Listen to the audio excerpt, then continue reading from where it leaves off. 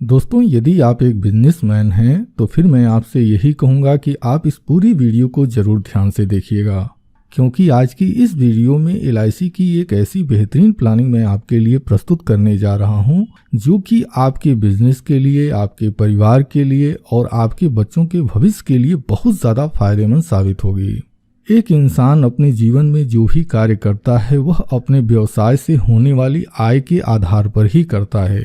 यदि आप बैंक में सेविंग करना चाहते हैं, यदि आप म्यूचुअल फंड में निवेश करना चाहते हैं, यदि आप कोई प्रॉपर्टी खरीदना चाहते हैं, यदि आप अपने बच्चों को पढ़ाना चाहते हैं, यदि आप अपने बिटिया की शादी के लिए प्रबंध करना चाहते हैं, तो यह सारी चीज़ें आपके व्यवसाय और उस व्यवसाय से होने वाली आय के ऊपर ही निर्भर करता है। और LIC की यह जो बिजनेस प्रोटेक्शन प्लानिंग है, यह आपके बिजनेस की सुरक्षा के लिए बहुत ज़्यादा फायदेमंद साबित होगी। तो आइए अब हम समझते हैं कि LIC की यह जो बिजनेस प्रोटेक्शन प्लानिंग है, इससे क्या लाभ होता है। दोस्तों, LIC की यह जो बिजनेस प्रोटेक्शन प्लानिंग है, दो तरह का लाभ प्रदान करती है। पहला लाभ यह है कि यह आपके जीवन काल में बीमा सुरक्षा देती है, और दूसरा लाभ यह है कि LIC को यह पता है जब एक बिजनेसमैन बुजुर्ग हो जाता है, जब वह अपनी जॉब से रिटायर हो जाता है, तो उसको बुढ़ापे में कोई भी पेंशन का साधन उपलब्ध नहीं होता है।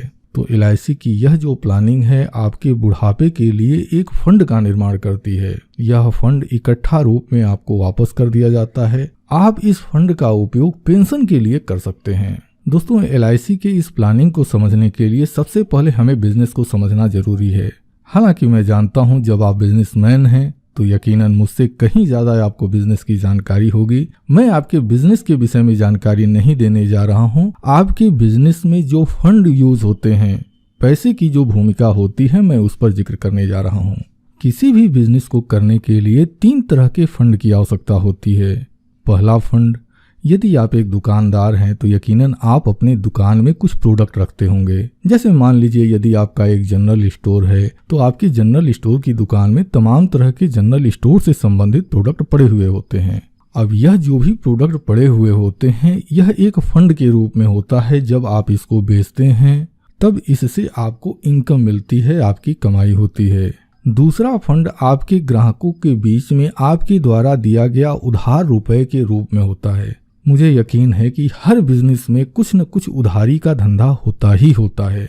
तो यकीनन आपके पास भी कुछ ऐसे ग्राहक जरूर होंगे जो आपसे सामान खरीद कर लेकर जाते होंगे, लेकिन पैसे का भुगतान कुछ दिनों के बाद या 1 महीने के बाद जब उनको पेमेंट मिलता है तब वो करते हैं। इसके बाद आपका बिजनेस प्रभावित न हो, इसके लिए आपके गल्ले में या फिर आपके सेफ में कुछ न कुछ पैसे जरूर पड़े हुए होते हैं।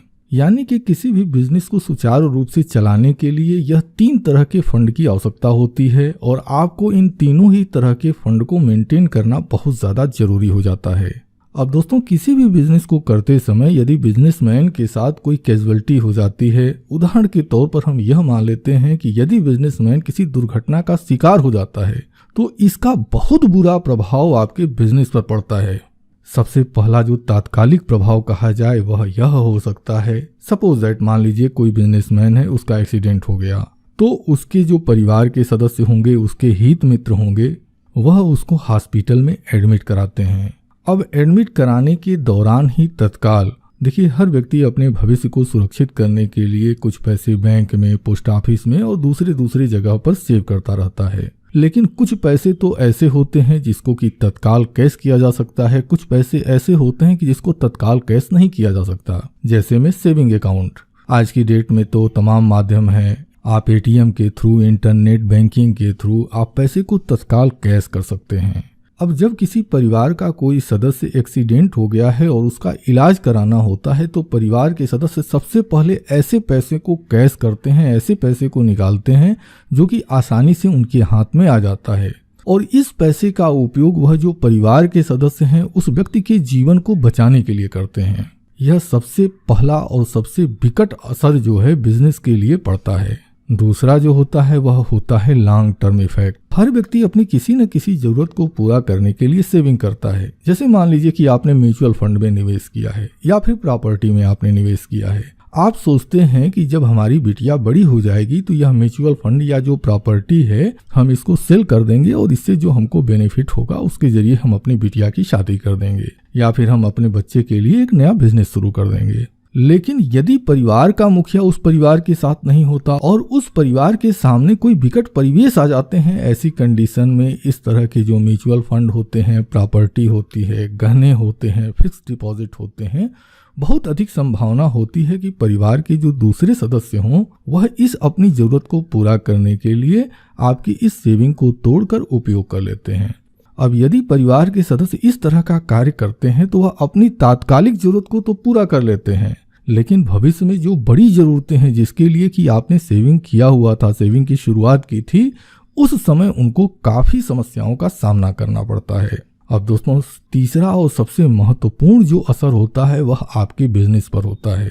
अब देखिए, जब आप अपने बिजनेस को कर रहे होते हैं तो आपके दुकान से तमाम लोग उधार पर सामान लेकर जाते हैं, लेकिन जब उनको यह पता चलता है कि दुकानदार की डेथ हो गई है तो ऐसी कंडीशन में वह लोग विभिन्न तरह के बहाने बनाकर, जैसे में कि हमने उनसे उधार लिया ही नहीं था या हमने लिया तो था उनको पैसा दे दिया था, ऐसा कुछ बहाना बनाकर अधिकतम लोग वह जो देनदारी है उससे अपने आप को बचाने की कोशिश करते हैं। अच्छा, दूसरा बहुत बुरा असर पड़ता है और वह यह होता है कि देखिए, जब आप किसी बिजनेस को कर रहे होते हैं तो आप भी बड़े महाजन के यहाँ से जाकर आप कुछ न कुछ अपनी दुकान का सामान लेकर आते हैं और वह इस शर्त पर लेकर आते हैं कि हफ्ता दिन, महीना दिन के अंदर आप उस सामान की बिक्री कर देंगे और बिक्री करने के बाद जो पैसे आपको मिलेंगे इससे आप महाजन के कर्जे को चुका देंगे।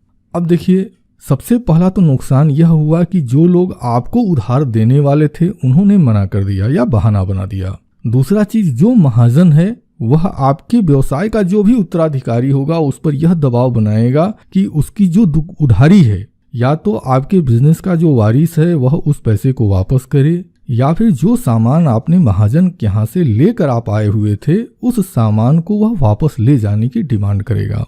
तो यह जो कंडीशन होती है किसी भी बिजनेस के लिए बहुत ही बुरी होती है। तो दोस्तों, मेरी LIC को आपकी इस तरह की समस्याओं की पूरी जानकारी थी और इसी जानकारी को ध्यान में रखते हुए LIC ने बिजनेस प्रोटेक्शन प्लान लॉन्च किया। अब यह प्लान क्या कहता है, आइए हम इसको एक एग्जाम्पल से समझते हैं।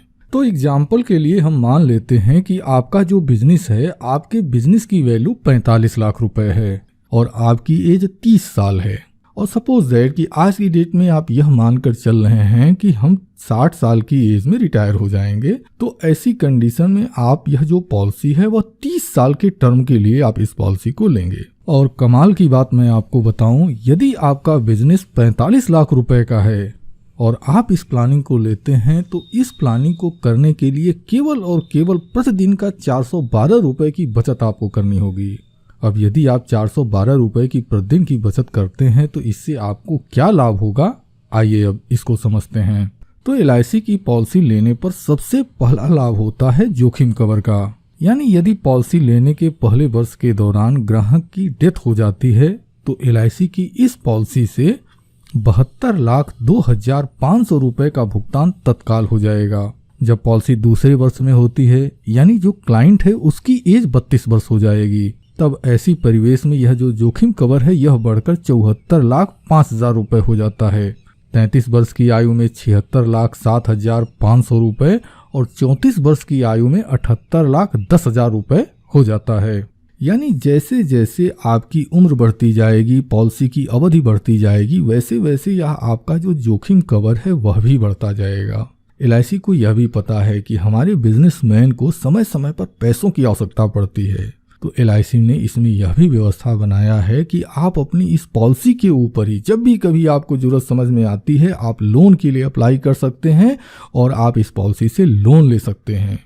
अब दोस्तों, यह जो जोखिम कवर हो रहा है, यानी कि यह जो रिस्क कवर आपको मिल रहा है, ईश्वर न करे कल की डेट में अगर आपके साथ कोई कैजुअलिटी होती है और सपोज दैट कि आपके जो नॉमिनी है उसको यह पैसे मिल जाते हैं, तो आप खुद सोच कर देखिए वह बड़ी ही आसानी से, सपोज दैट इलाज के दौरान अगर परिवार के सदस्यों ने किसी से कुछ कर्ज लिया है उस कर्ज को भी आसानी से वह चुका सकते हैं। इसके बाद महाजन के पैसे को वापस कर सकते हैं और तो और इस पैसे के कुछ हिस्से को आपके बिजनेस में भी इन्वेस्ट करके और मजबूती ढंग से इस बिजनेस को आगे बढ़ा सकते हैं। अब दोस्तों यदि इसी प्रकार से आप ध्यान देते चले जाएंगे तो जब क्लाइंट की अवस्था 58 वर्ष होती है, यानी कि पॉलिसी अपने 28वें वर्ष में इंटर करती है, तो यह जो जोखिम कवर है बढ़कर 1,62,25,000 रुपए हो जाता है। पॉलिसी के 29वें वर्ष में यही जोखिम कवर 1,69,67,500 रुपए हो जाता है। और जब पॉलिसी अपने बिल्कुल आखिरी वर्ष में होती है तो यह जो जोखिम कवर है, यानी यह जो रिस्क कवर अमाउंट है, सबसे ज्यादा 1,80,25,000 रुपए तक हो जाता है। अब जैसे ही पॉलिसी 30 वर्ष पूर्ण कर लेती है, यानी हमारा जो क्लाइंट है उसकी उम्र 60 साल हो जाएगी, तो 60 साल की उम्र में इस पॉलिसी से लगभग 1,55,25,000 रुपए का मैच्योरिटी अमाउंट रिटर्न हो जाता है।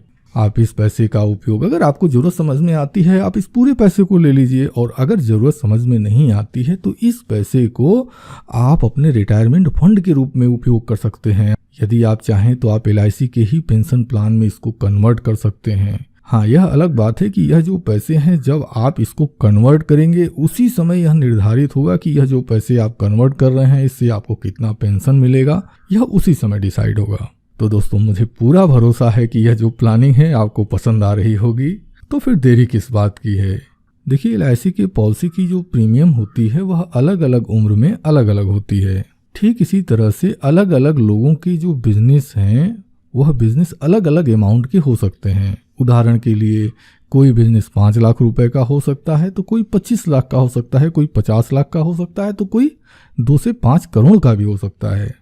तो आप अपने लिए अगर इस प्लानिंग को समझना चाहते हैं तो देखिए स्क्रीन पर LIC एजेंट की पूरी जानकारी दी गई है। आप इनके मोबाइल नंबर पर कॉल करके या फिर ईमेल ID पर मेल के जरिए आप इनसे संपर्क कर सकते हैं, और आप इस प्लानिंग को समझने के लिए आप इन्हें बुला सकते हैं। दोस्तों मैं उम्मीद करता हूं कि इस वीडियो में जो जानकारी मैंने आपको दी है यह जानकारी आपके लिए उपयोगी रही होगी।